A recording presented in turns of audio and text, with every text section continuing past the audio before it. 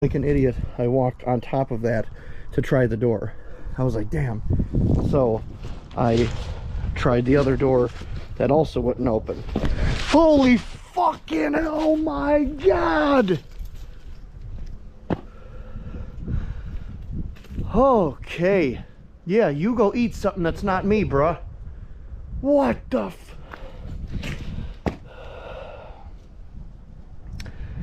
So, on to the next place. Nothing happened there. That was a... Was that a falcon? What the hell kind of birds do they have out here? We got pigeons in Chicago.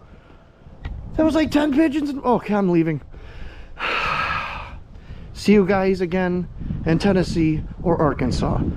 Or on the way back to Chicago. I don't know. I'm gonna go take a Xanax. All right, I love y'all.